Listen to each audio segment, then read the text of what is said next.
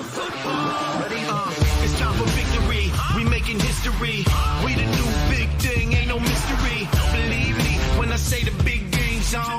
Better tune in, that new thing about to take off. Ready to face off, look me in the eyes. I'm so game ready that I'm all up in your mind. Ready for the battle, we preparing for the war.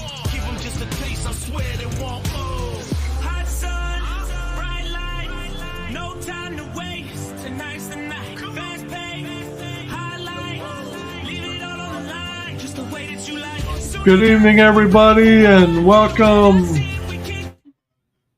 to the Schedule Has Finally Come Out edition of The Bottom Line. It's about time, huh? How's it going, guys?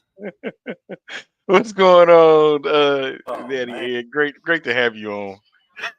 Great to have you back, man. It's good to do another week. So good.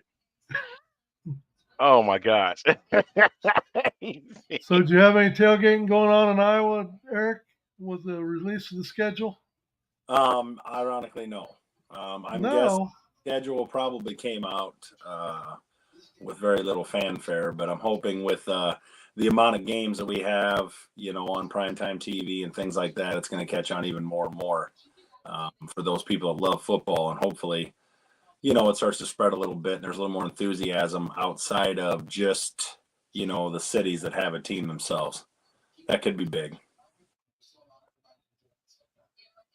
So this morning, when the schedule was first released, we had a whole, barrage of shows that come on live to cover the official release, and A-Train was one of them. So the only one we're missing. Oh, here we go. Brett the Hitman's finally here. I thought maybe you decided you was going to Monday Night Raw instead of coming on tonight. What's up, Brett? What's going on? Finally. In fact, I got a pretty energetic crowd behind me, so here we go. Yeah, they're very happy. Okay, so let's get into it. It's what everybody wants to talk about. Schedule finally come out. Went through all the teams. A lot of interesting facts. We're going to bring out on all these schedules. Some teams that it's going to be pretty important that they start fast or they're going to be in trouble. So, what team do we want to start off with? You want to start with the team schedule, or you just want to start with the games themselves? Well, let's start off on week one. Let's see where it takes us. I would say about week one, for me anyway. Week one, we have Birmingham at Arlington, St. Louis at Michigan, D.C. at San Antonio, and Memphis at Houston. When I look at those games, I see D.C., San Antonio, and Memphis and Houston pretty much interdivision games that, they're within the USFL or they're within the XFL. So if you're looking for measuring sticks in week one to find out one league versus the other, I would say the Birmingham, Arlington, and St. Louis, Michigan have to be the two games that I'm looking at most. What do you guys think? As for a matchup, go ahead. Well, Eric. definitely March 30th. The Saturday game. Get a good look at the returning champions. To kind of see how they stack up. When I was looking at the schedule itself today, when it first came out, obviously I was looking at April 6th because I'm going to head down to St. Louis with my wife, and we're going to be sitting next to Daddy Ed there rooting on the Battlehawks. But, they're in week one. That first game against Birmingham and Arlington is really going to kind of set the tone, I think, because it's XFL versus the UFL. It's going to get us kicked off that way. And, it's as I got to look at the schedule matchup, like, can we really say definitively, other than on paper, we really know how any of these games are going to shake out? I mean, I think it's going to take us a couple of weeks to really see, what these teams have put together and how they're really going to go moving forward. with that. But no, definitely that first match up there in week 1 is pretty.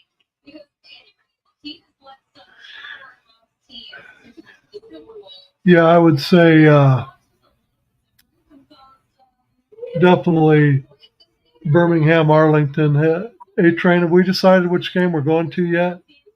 I think we looking at Battlehawks and Michigan Panthers because of if he remains on the roster, Lakobe Tucker is going to be uh, there, and we're definitely going. Of course, we're going to be going to cheer for the Battlehawks, but we're definitely going to be cheering for him making his, doing his job with the Michigan Panthers. I think he has a great chance of making this team, and because he was one of the, especially during the XFL showcase, he was one of the highest scoring uh, linemen that was featured during the whole process. So I would love to be at that Battlehawks Michigan Panthers game. I think that's the one I would choose to go to at this rate. What do you think, Brett? You probably got that Birmingham Arlington game circled yourself, being a big Stallions fan. What do you think of that game? And the two defending champions, the Birmingham Stallions from the USFL, the Arlington Renegades from the XFL.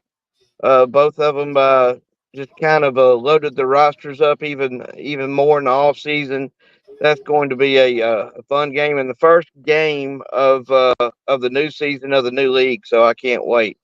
I'll definitely, if I can't make it down to Arlington, I will definitely be watching it for sure. That's going to be a fun game and in front of what I gather a really good crowd. So hopefully, Stallions, we're going to have a few hundred people going down there, which would be you know be pretty cool to see. I think the coolest thing that I noticed on the schedule as I looked through it was, the amount of primetime games. I think that's going to be big for the league. It's going to give us more exposure. It's going to have people actually identify with some of these. A lot of Fox, a lot of ABC games. The average person, with an antenna are going to be able to pick up, rather than cable and kind of lost, in all the stacks of channels. I think that's going to be huge for the popularity of the UFL. So I'm really looking forward to that. I think we were talking about before where, St. Louis has 9 out of the 10 games in prime time. That's going to be big. Really build some of the followings of these teams outside of St. Louis. I'm really looking forward to that too. One thing interesting about Michigan is starting the season with 3 straight home games. They're starting out with St. Louis, then they have Birmingham, and then the Houston Roughnecks. So they play, you start off the season 3 games at home. If you struggle out of the gates, cool. You have the potential for it being a long season. So it's going to be very important for Michigan to be hitting the ground running from the get-go, or their season could be over pretty fast. Yeah, and Eric has said and mentioned about the 3 home games. Here is the actual. Let me pull it up real quick. There's an actual schedule for that, and while I'm pulling it up, um, it's kind of similar to what the whole thing with the Battlehawks when they had their 3 straight home games ordeal. I mean, it's good for the Panthers at this rate. See, here we go, and boom, there it is. See, everybody checking it out right there. There it is. So you see right there, they're playing against the Battlehawks first, and then they got the Birmingham Stallions in the second.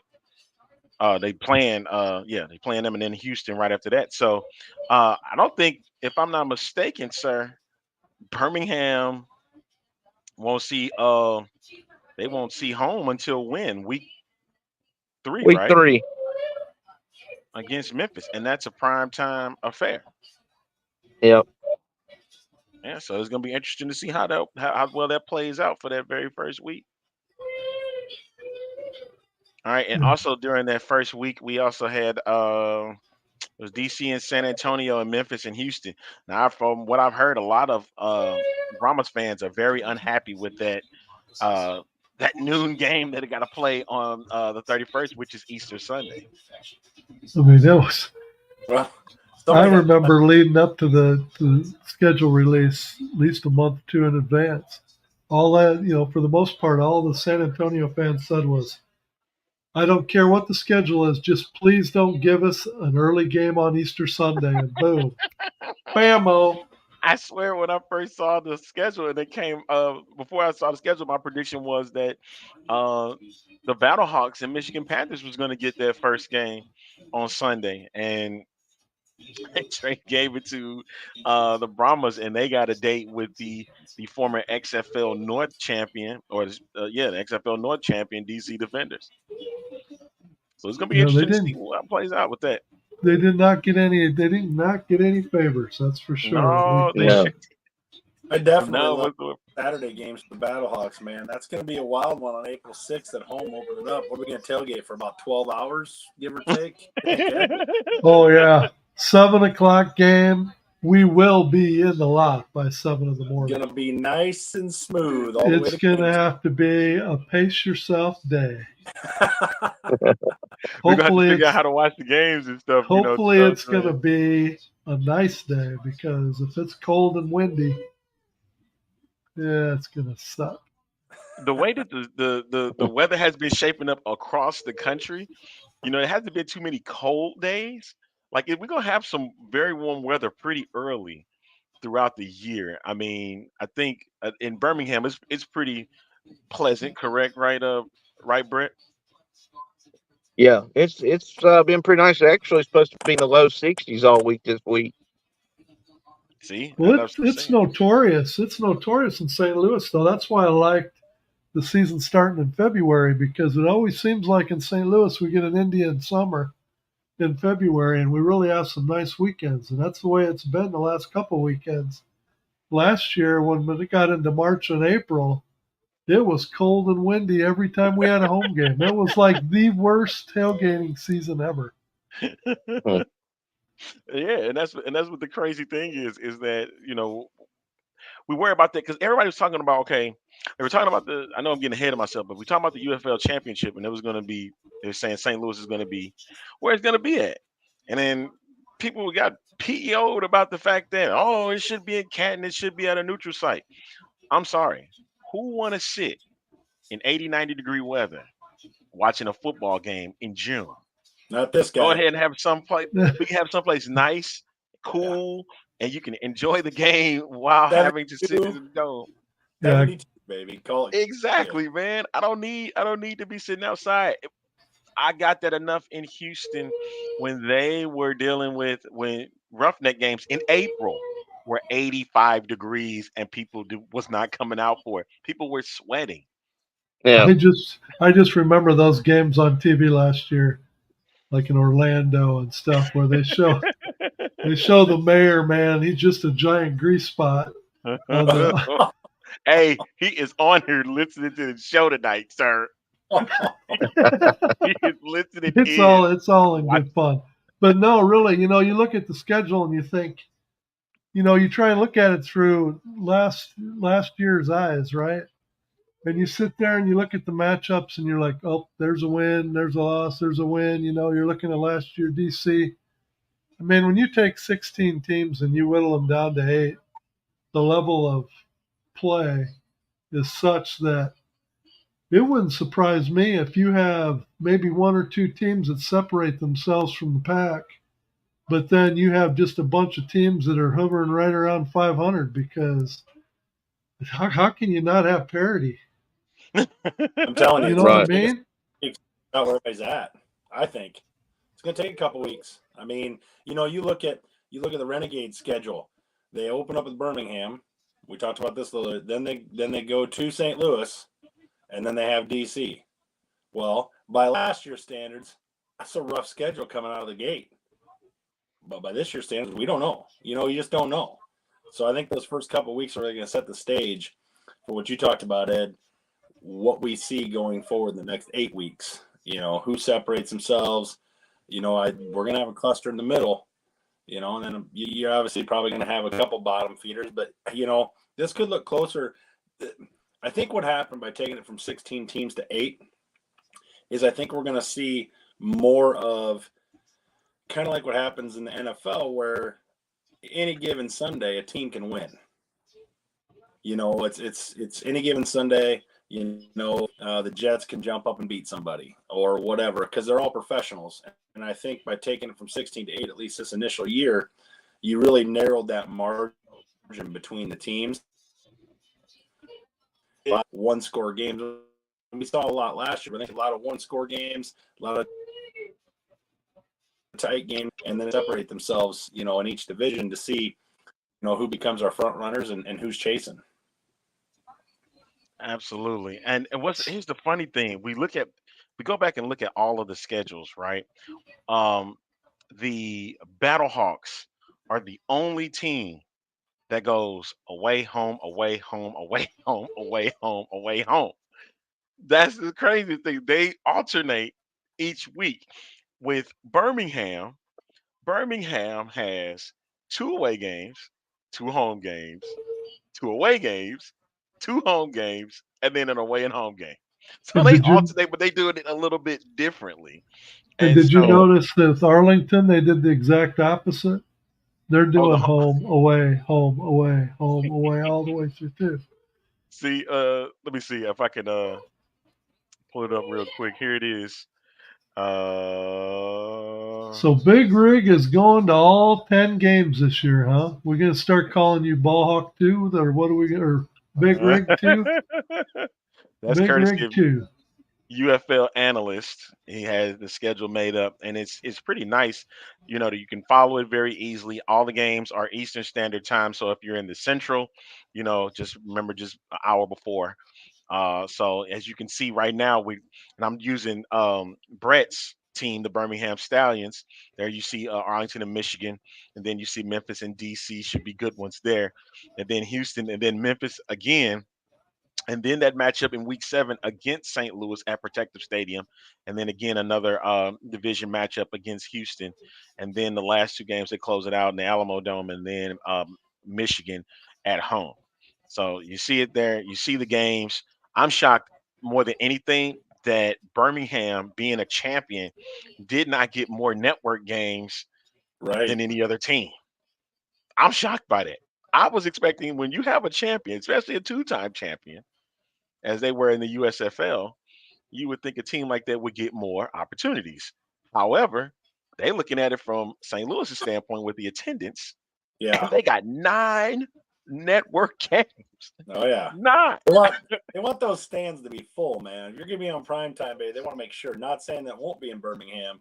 They want those stands. They want to make sure that the product that people are seeing, the new people that are turning in, they're gonna see a lot of butts in the seats, man, and that's gonna, hopefully get some enthusiasm going. So I think Birmingham's lucky that they get to play us at home.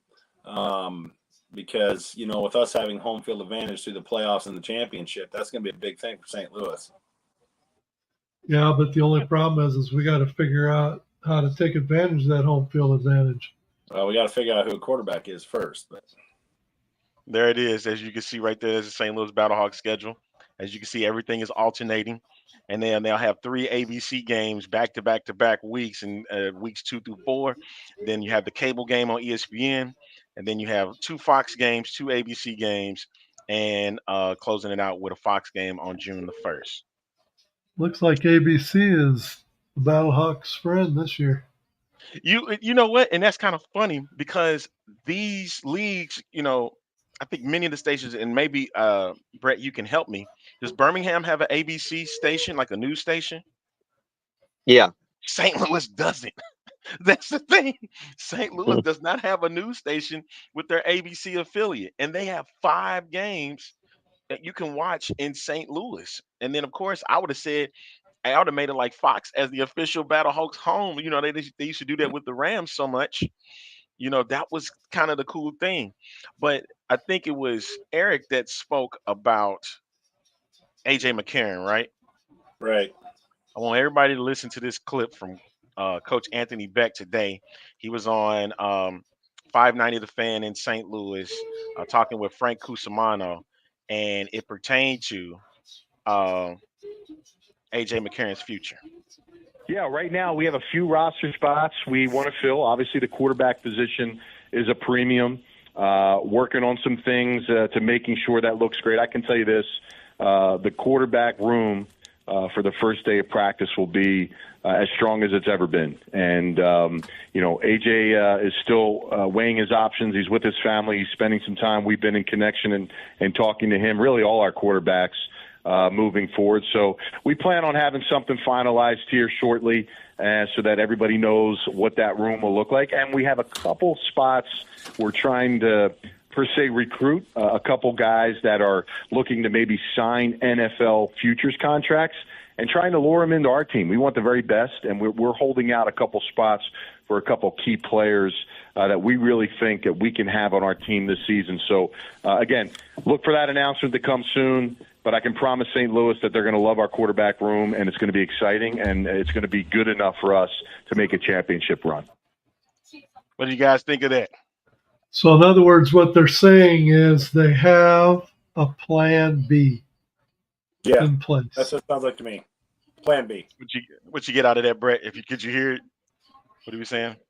I just think right now it's just a coin flip. They think he possibly could end up back with the team, but they're not sure. So they're recruiting other players just in case. But it sounds to me like he hasn't made his mind up either way.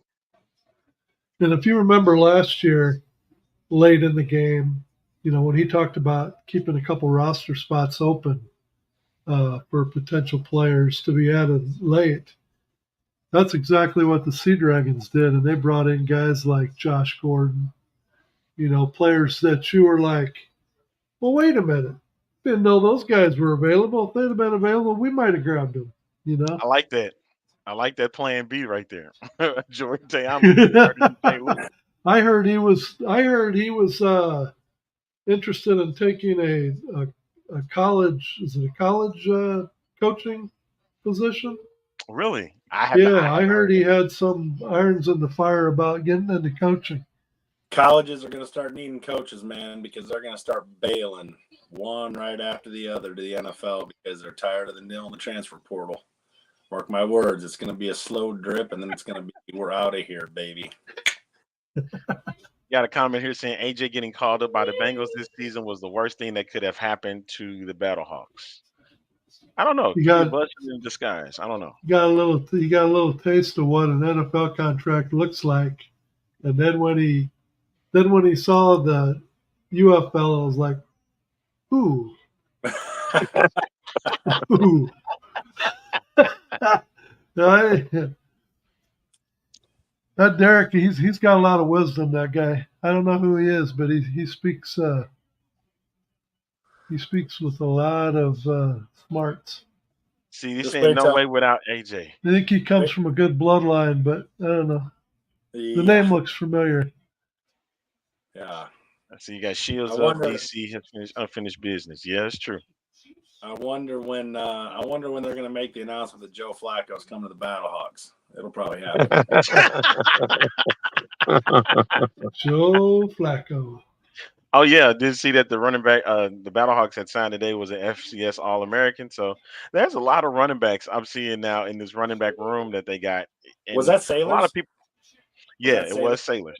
It was Sailors. Now they got Goldman and Sailors. Because I haven't heard anything about Brian Hill and stuff, and I know him returning, and mentioning these guys, and you're seeing guys like on Michigan Panthers, with EJ Perry and stuff, them getting back into the fold. Of course, the Birmingham Stallions, no Alex Magoo hasn't been a chance to return or whatnot, and I think they can handle it with Jamar Smith. What are you thinking, Brett? Brett, is Birmingham down to what, 16, 17 running backs now? Is that what they got? About 12. About 12. Wonder if they have to run out of maybe a baker's dozen after tomorrow. It just depends. They're going to add a couple more and then say, hey, we got to. My question is, when St. Louis don't make it to the championship game, will they at least come and support my Stallions? It's gonna be a rough year, Ed. It's gonna be a rough year, man. Especially the Battlehawks. Yeah, if the Battlehawks don't start quick, it's gonna be a Monday night mute. Yep. I I tell don't you know. what, that Arlington schedule, those first 3 games, what Birmingham at home, at St. Louis, and DC at home, that's a brutal, brutal start to the year. Absolutely, there it is. You That'll see it separate right the there. boys right there. And Ooh, and it's the opposite. Home away, home away, home away. Yep. As you can see. Uh yeah, the first 3 opponents are gonna be killers.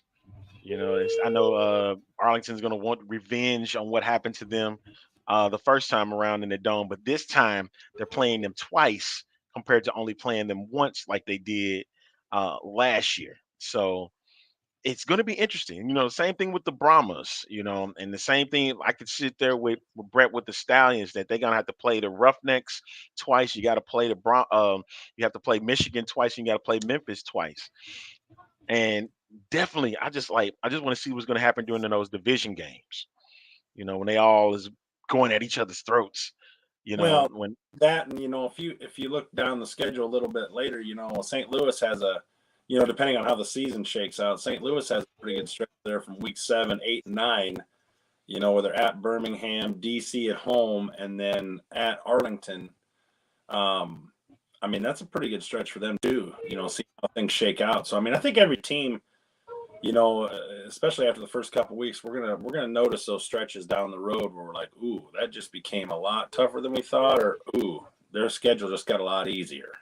there's DC's right there. You see San Antonio and Houston first 2 weeks, and then they got Arlington and Birmingham on the road, and then 3 straight home games with St. Louis, San Antonio, and Michigan, and then St. Louis, Memphis, and then Arlington.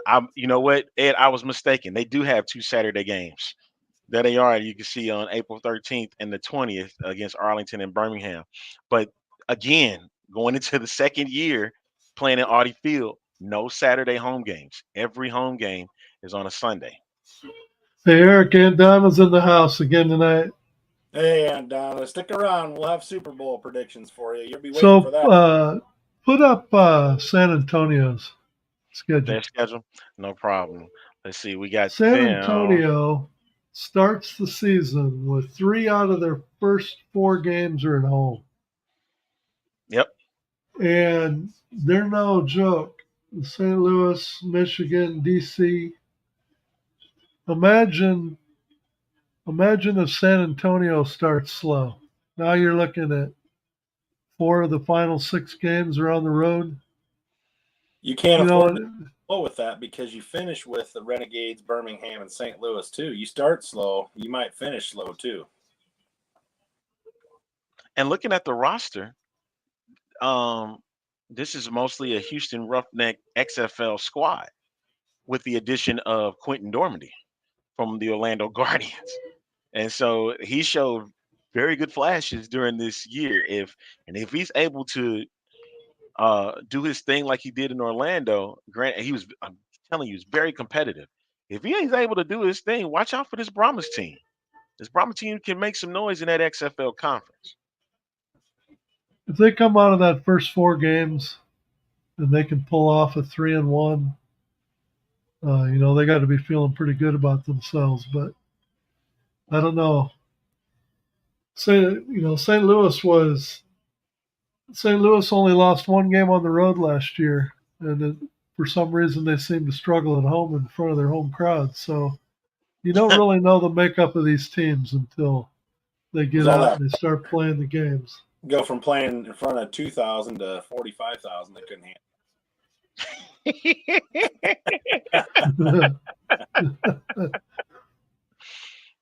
What was the running back name again that they signed, Eric? Josh Sailors? Sailors. Yeah, Sailors. Yeah, Josh Sailors that they signed today. yeah. Yeah, that's going to be the fun part. See what the game lines are, for the season, when it's time to do the betting. And one thing that I heard today, what they were talking about was, the actual broadcast games, like where they're going to be streaming. Now, if you heard it, ESPN Plus is going to be doing their games, when they are on ESPN or ABC. And then, of course, Fox is going to do theirs through the Fox Sports app. Like, I'm really interested in seeing even the cable games, if they even get featured on the app. I would assume they would. Anybody Well, feel indifferent about it? I think you're probably right. When you talk about the betting, I can't see where the wise guys. I can't wait to see where the wise guys are parking their money week one. Generally, that will give you an idea about what the wise guys think about what the teams look like, because wherever their money gets parked, they don't like to lose. So it'll give us an idea. The spreads Well, will I give us. thought I heard today that Vegas already had DC as like 1.5 point favorites in San Antonio for Week 1. Really?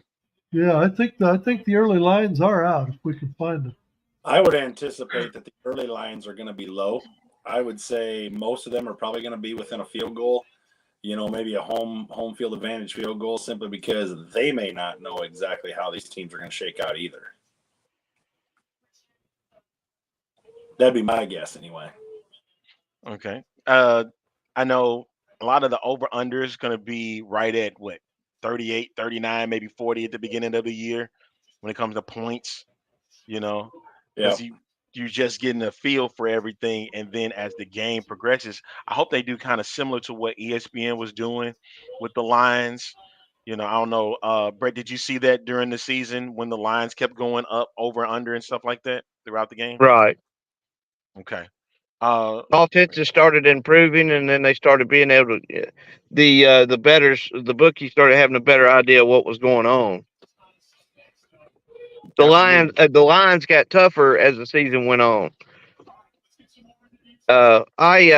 Year one of the USFL, I absolutely tore them up online to where my sources was limiting me on how much I could bet per USFL game because I was hurting them so bad. But yet they were willing to give me whatever I wanted to bet on anything else. I said, no, it ain't gonna work like that. Just send me my money. Just give me my money. Just give me my money.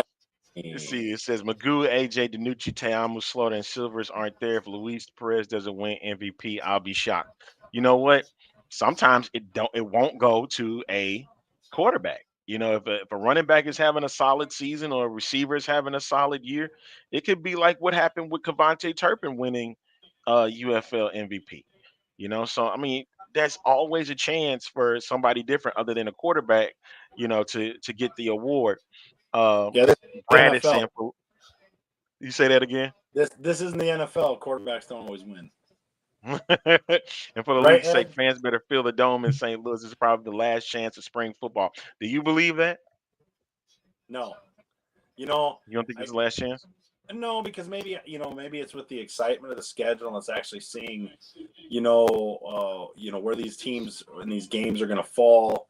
Some of the matchups, and I think it'll even ramp up even farther if we find that, let's say Birmingham and San Antonio or St. Louis and Memphis are able to separate themselves. These games are going to get even bigger as we go down the line, and people are going to start circling, hey, St. Louis plays Memphis here, or Birmingham plays DC here. I think that'll actually generate. So, maybe the excitement of the schedule coming out and then the excitement of the possibilities. I just think that, even though we spent months, hoping for the schedule to come out, where's this, where's that, when is this going to start? Now what's left? What's left but to play? Ed, you think this is the last chance for spring football?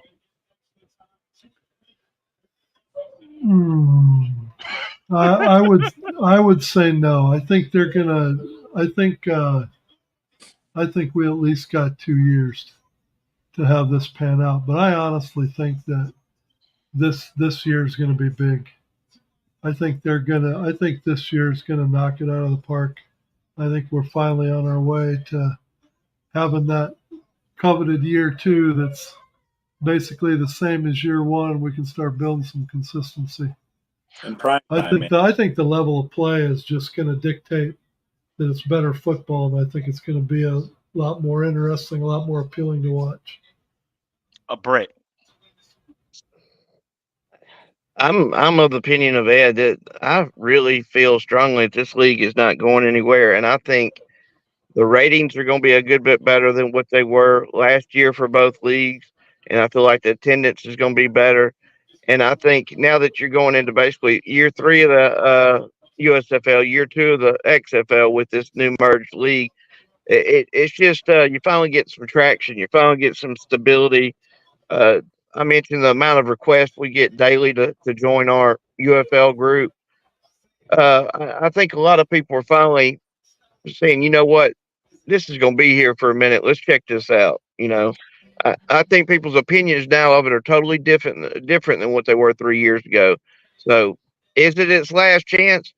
It might be, but it's not going anywhere. I think we'll Um, be talking about this league a decade from now. I'm gonna tell you about Mike Palco. He had mentioned about DraftKings don't having the UFL lines, and he says to bet the overs lies because when you bet on the XFL and if you bet San Antonio against St. Louis in week one, there was no over. It was all under, even though the game was close.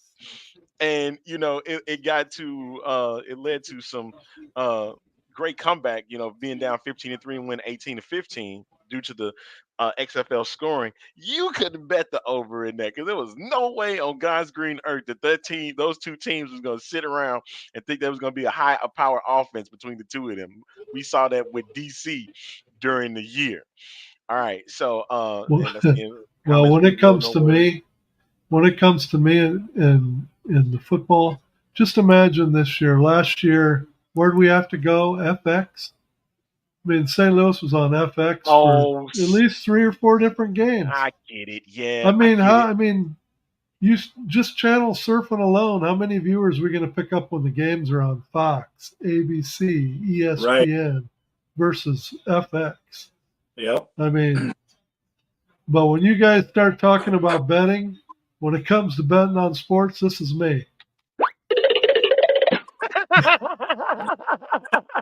This guy, this guy is better off not betting. They said, are the other markets doing a lot of market and fan engagement? Well, they're putting out meet and greets. There's going to be one in Memphis coming up on Friday. Did Birmingham do theirs already, Brett? We're doing it Thursday. Thursday, okay. And then St. Louis is going to be doing theirs. Be on the lookout Michigan's for that. doing theirs Saturday. Are they doing theirs Saturday? Okay. I Memphis know is Friday.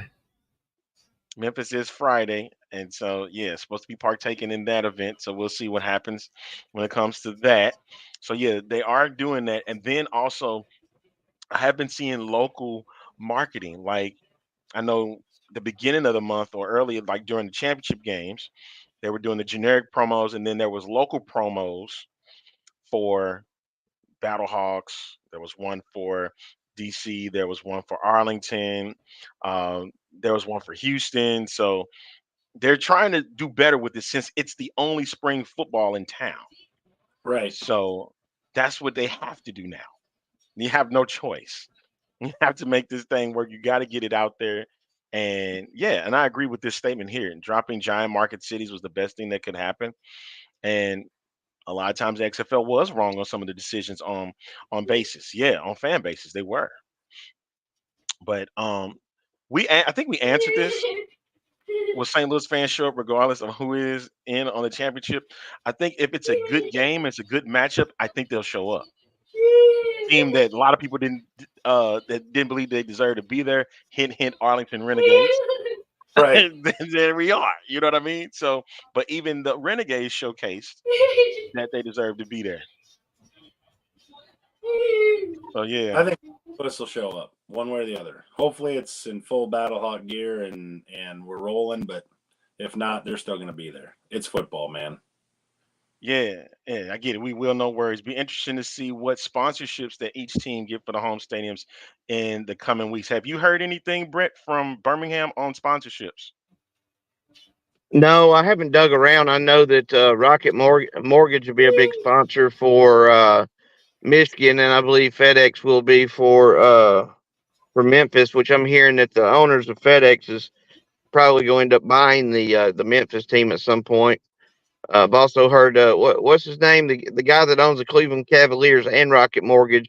He's probably going to end up buying the Panthers. So there's a lot of interest out there, but I'll have to do some digging Thursday night. on Birmingham when I'm at the town hall. I'm glad you brought that up about ownership because that was probably one of the things that we wanted to see in spring football is since this is going to be right now everything is owned by the league itself, having local owners being a part of this, how much does that really help for the league going in the future? It's everything. To me, it's everything. AJ McCarron mentioned it. You talk to Yeah. anybody, and I think it's everything because now you have independent team owners that can guide the marketing themselves. Obviously, they're marketing themselves to make money. They're pushing their teams. They're push. It's not pushing a whole group. It's not pushing the whole UFL, which can still happen. But now you have an individual owner in Memphis that's pushing Memphis, and the Battlehawks pushing the Battlehawks, and then it'll be up to the teams as to how they do. Unless not just the UFL trying to market each individual team, it'll be the actual team doing it themselves. I think it's huge. I think it's absolutely huge. So if you Uh, start with private, if you end up getting where you have private ownership, are you going to have to institute a salary cap right off the bat? Because um, I think depending on without who the question. private ownership is, yeah. you could really stagger the quality of the teams if depending on who the owners are. You're gonna Now, you have yeah, you're I gonna think have you're to gonna put a salary cap on it, especially with a 10-game season with a 2-week playoff. Yeah, you would definitely have to. So you're looking at a 3-month period. You would definitely have to have a salary cap. Um, what no, if they decide to throw a lot of money in, I don't think $250,000 would hurt per player. You know what I mean? If they were to do a salary cap, the biggest ones get that, and the low ones get like 80, 90,000. Remember, it's 3 months, so you're getting 30 grand a month. To play or 6 months, whatever. Still, that's 5 grand a month, and most of the people are not getting. I mean, excuse me, not 5 grand a month. If you're looking at a 6 month period, you're still looking at uh over 10 to 15,000 per month. I think the salary cap they'll probably do a very similar. If we get to that point, they'll probably do it very similar to the NFL, maybe not on a monthly basis, but probably just a season basis where your cap cannot exceed, let's just throw a number, 1.5 million or 1 million or whatever it is. And then, based on how the contracts are set up, that player hits so much against the cap for that 1 year. Because obviously we know players, I think the ultimate goal is to not have players here year after year. Hopefully they're going to the NFL, whatever. But I think they're just going to have to do it on a yearly basis, and the contracts on a yearly basis. That'll kind of probably be a headache a little bit, but I think that's probably the only way they can do it. So if somebody's going to sign Big Daddy Ed, it would be if they want to pay him $250,000, then he takes $100,000 salary cap hit or whatever the minimum they have in there off. So. Hmm.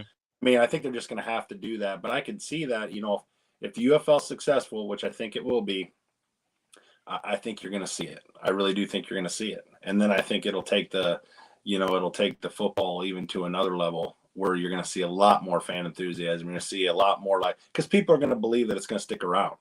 I think that's the whole stigma behind spring football is, well, I mean, yeah, okay, I'm going to become a Battlehawk fan. And then next year, it ain't going to be around. I mean, you saw pictures of Seattle. Oh, I got this for my kid for Christmas. What good is that? I mean, so I think if we can show staying power, I think that's going to be probably the biggest thing for spring football. Is it for it to be a success? And then, year 2 or 3, you can kind of look at ownership and take the next step that way. So I think that's really what what we need to be looking at, I think. Absolutely. You know what? As a matter of fact, this was a comment that came in. Could Jerry or Mark Cuban purchase the Renegades? Mark, yes. Jerry, no. I don't want. I know a lot of people don't. Not big fans of Jerry Jones, but I'm like, he got his own problem He's dealing with got the his Dallas own big Cowboys. Dallas Cowboys for crying out Exactly. loud. Why Let's would you face want to deal with another one that's an actual champion in some sort of fashion? You want to it, mess that up. he's what is he, 81 years old? Dude, that might be his only chance at a champion is try to pick up Arlington or something. Let's face it, man. I mean, he's dead in the water with the horses he's got there. So he might want to just stay with, he might want to go to Arlington, pick up championship in the UFL. It Brett, could you see Jerry or Mark Cuban owning a UFL team? Oh, it would be fantastic. You Oh, think it would so? be fantastic. And you know, the amount of money would be like us going to McDonald's, you know, and getting a number five or something. I mean that would be that would you want to talk about giving the league instant credibility. Hmm. If half the teams are under private ownership, I mean, I already feel like these fellas. I don't think it's going anywhere. But when we start getting to private owners like that, I mean, it's on then.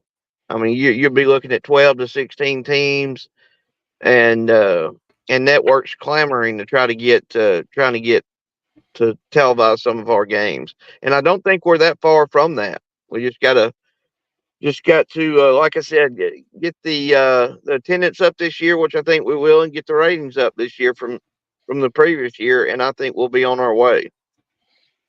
And You know what might be worth the price of admission? I notice Jimmy's on listening tonight. Might yeah. have to have a Brett versus Jimmy face off for week one. Who's gonna win and why? Why your team is better than the others, man? Yeah, we might have to figure something out for that. You know what I mean? A nice little face-off He's matchup. been inviting me down there. I'm trying to figure out a way to make it for week one. Yeah. I get it. Mark Cuban could just outright buy the league, but I don't think he would do that, especially with what's already in front of them, unless he just happened to be the backup, and hopefully he wouldn't be like a Tom Dundon was with the Alliance of American Football. Uh, Wind up kicking everybody to the curb. See, okay, let me tell y'all something about that. At first, when I found out what the whole story was about, I'm no longer mad at Tom Dundon. The person I'm mad at is Charlie Ebersol. right. I can't be mad at Dundon for what he did. Actually, what he did was the right thing. I know a lot of people were pissed off, including me, of what he did and how he just shut down the league. But the person that everybody should be upset for when it comes to that league is Charlie Ebersol, Yep. because he had no clue of what was really going on with the money. And then Reggie Fowler. Oh God, it's Black History Month, and sitting there, I have to blame somebody that his money didn't wasn't sitting well. See, that just golly. Let me make that comment. Don't none of y'all say anything. Let me do that. Okay. All right. Isn't he in prison? Yes, he is in prison for that. How much time did he get? Good question. I'm glad you brought that up. So now I gotta see. Hmm. Yeah, look, they got him listed as a convicted fraudster. So 6 years, 6 years and 3 months. So he's got 6 years in prison for what he did. So yeah, so he won't be out till 2029. Um, it said Patrick Mahomes wants to be a team owner. Would you allow him to get the Battlehawks? Ooh, that's just too spicy. That's too spicy to me, man. But you're gonna have somebody St. that Louis would be very unhappy with that. put time into the team. I mean, I realize a name is one thing, but I mean, you're gonna want somebody that is gonna be able to put time into the team. And Patrick Mahomes, I know it's spring football, but the dude's kind of occupied with other things. If he was retired, absolutely. That's But for that's for Brett. He's saying Lot D is where they'll be at for in Arlington for that game. All Hmm. right. He said they would expand the season by a couple of games if they do get private ownership. I think they would. And I think you would have to move the season up a little bit, like towards early March. Like you almost have to go against them during March Madness and conference tournaments and stuff like that. But you would be almost on the weekend. I know Saturday and Sunday is a big audience for them. But if they chose to go that route, I would say that's where you would need to do that. And a lot of people would love to see, in my opinion, would like to see football in that realm. He said, "What if Tom Dundon wanted to be an owner? I would embrace it. I don't think he would hurt it.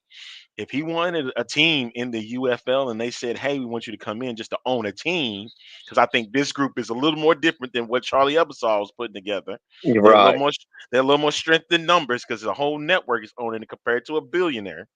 So I think that was to say, hey, we want to be an owner, but by all means, be the owner. But that's it. right, You don't get no. right, You're not board of directors or none of that stuff.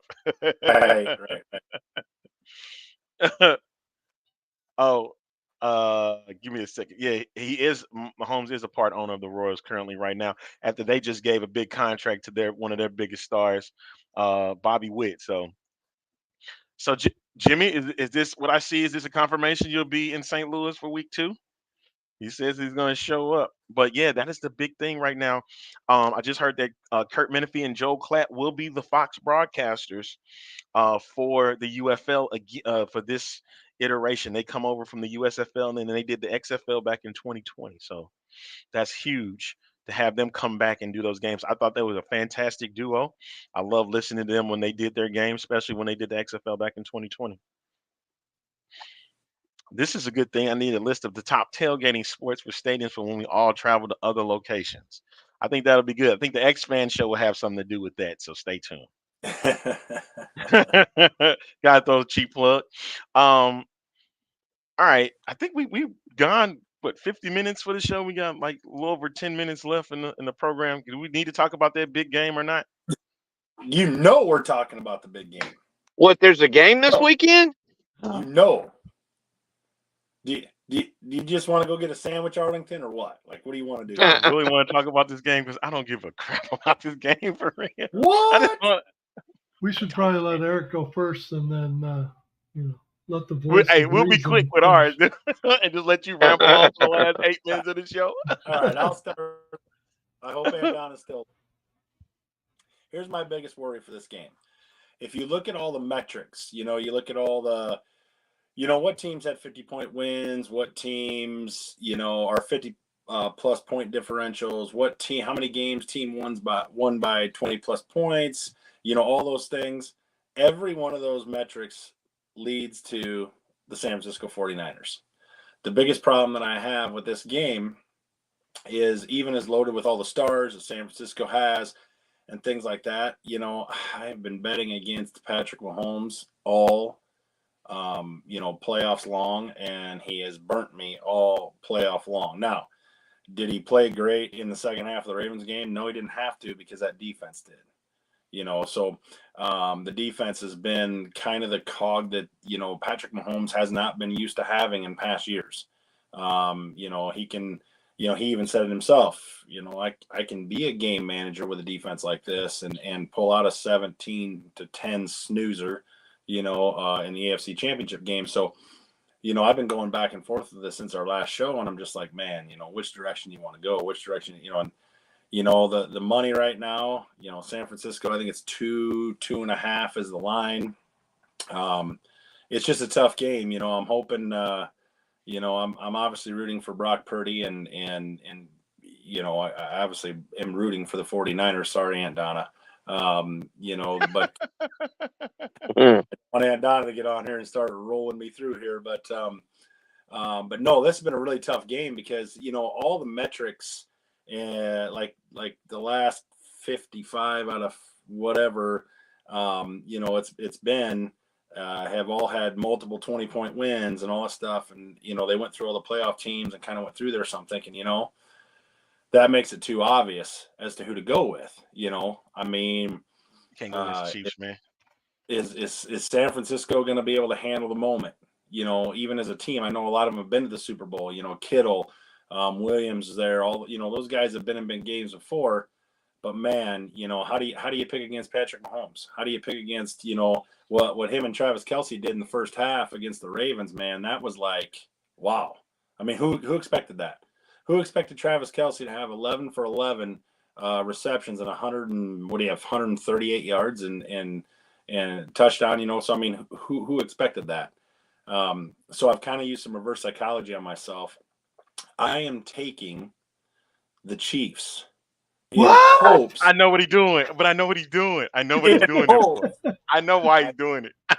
I know why he's doing it. In hopes that the football gods are going to punish me. And the San Francisco 49ers are actually going to win the game.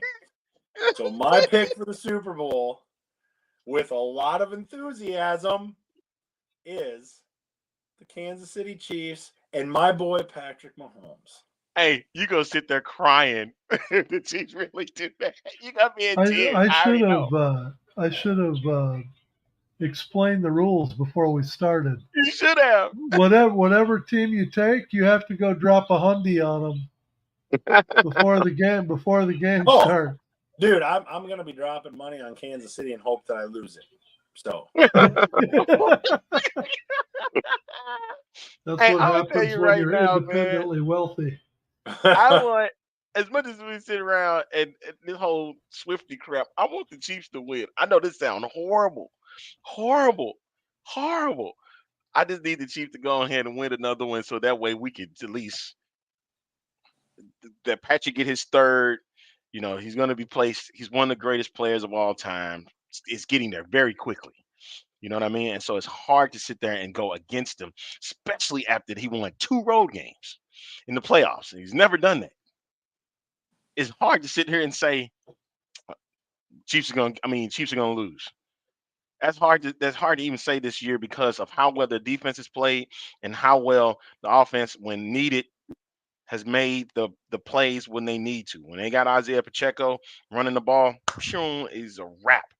Also, the simple fact of the whole thing with Travis Kelce.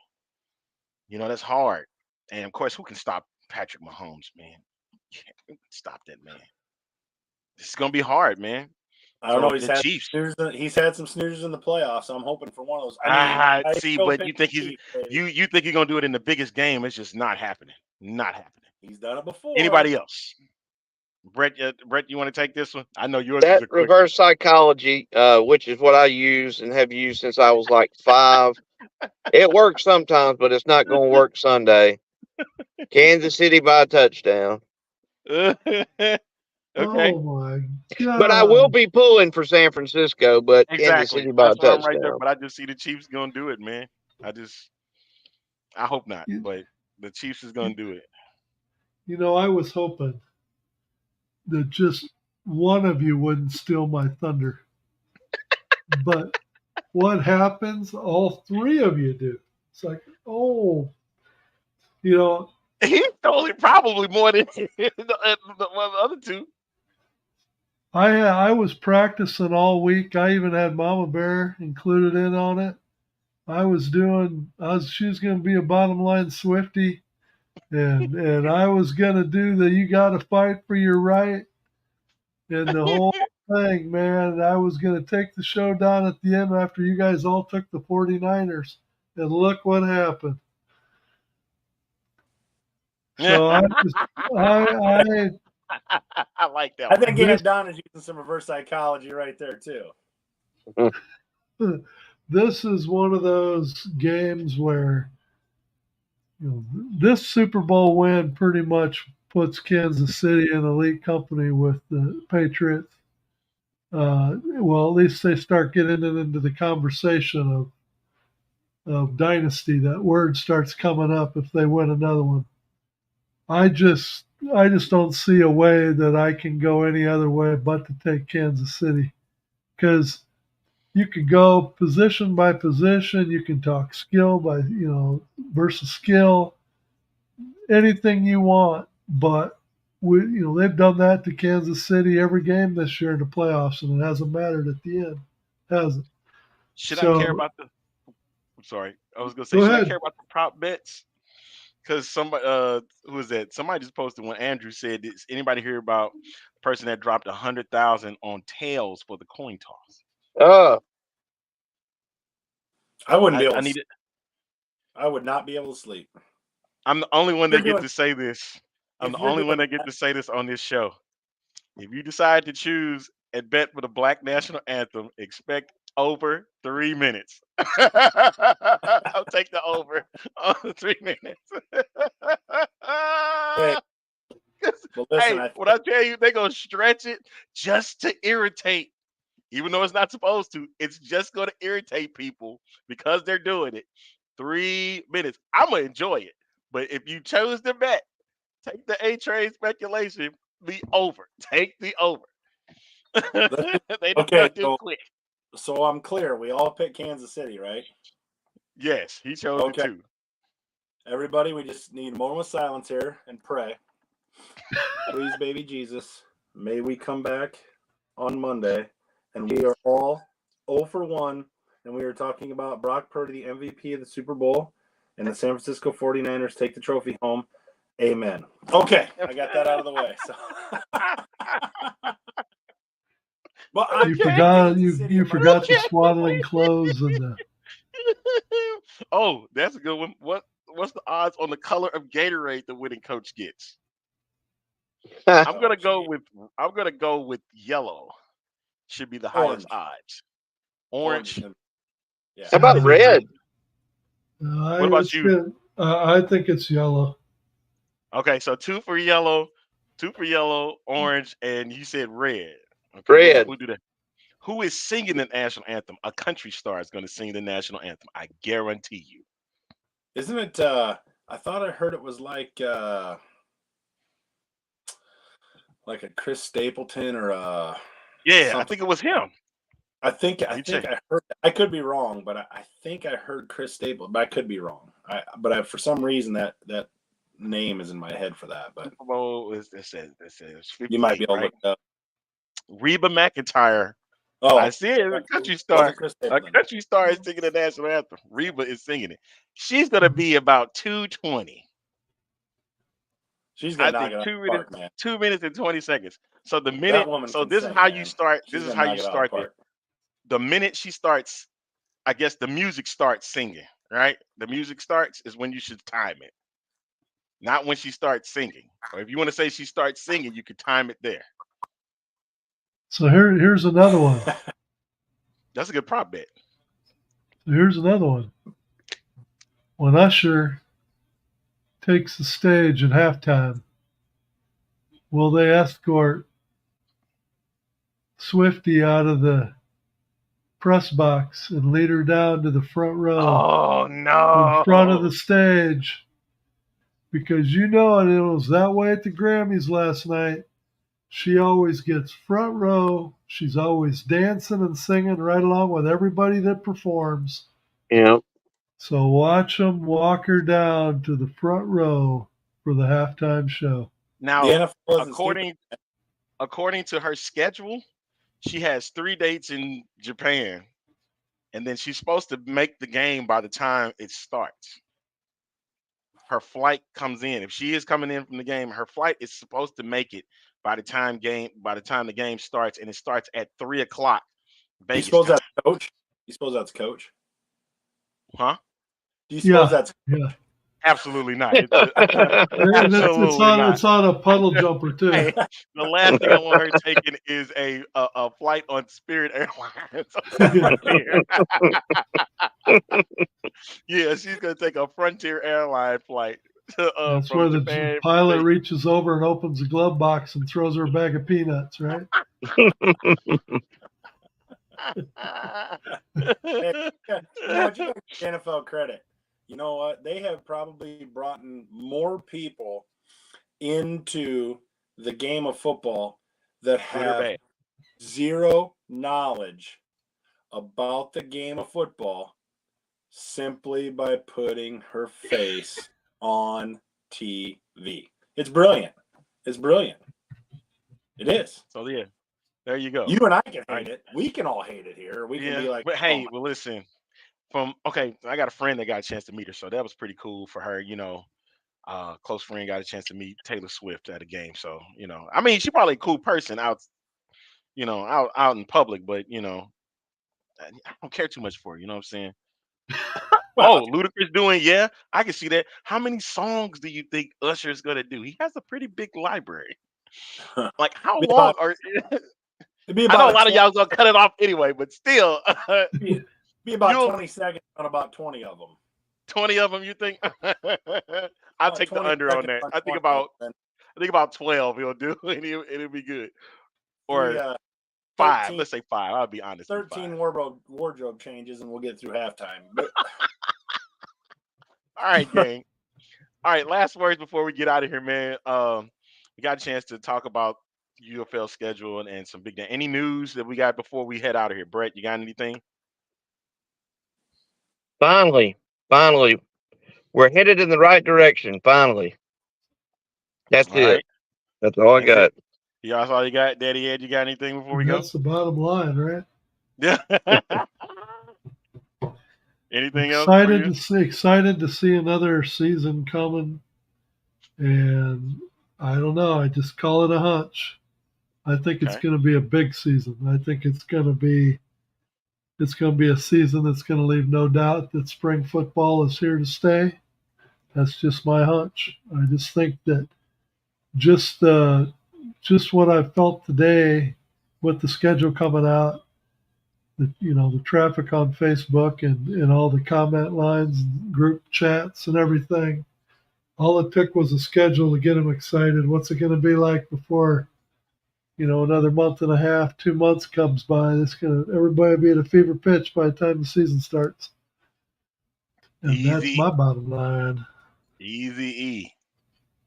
Yeah, with the Anything for schedule you, coming up, now it's, we're sitting here, what is it, February 5th? Now we're all just salivating. We can't get to March 30th quick enough. I hate to wish time away, because I know you guys are going to be feeling for me when I'm down in Mexico. I'm actually going to try to get on the show. That'll be one for the ages, actually coming to you live from Mexico. But I'm really excited about the season. When the schedule comes out, it's here, it's ready to go. Guys got to report. Was it February 20th? Camp will get through. Guys, we'll have time to talk about guys that are getting cut. Maybe there'll be some shuffles here and there, whatever. But just be ready to get the games going. And then the big game this Sunday, go Chiefs. So I hear the uncertainty in his voice. hopefully the Chiefs don't disappoint us and bring us home a 4-0, baby. There is absolutely no way that Brock Purdy will let that game get away from him. They are going to win 100%. Hey, can you go That's back? why I'm taking the Chiefs. Can you go back and record that, Arlington, that he just said? Trust me. Oh, I got friends that when you say that, their skin almost comes off because they use the anti-gank method.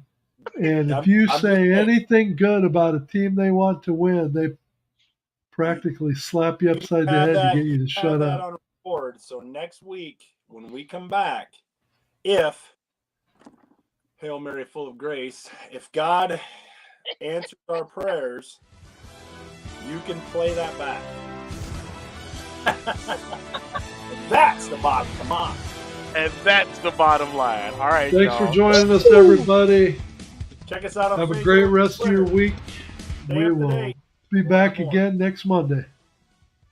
Yep. Check us out on Facebook and on YouTube. All right. We'll catch y'all next week, like you said. See y'all later.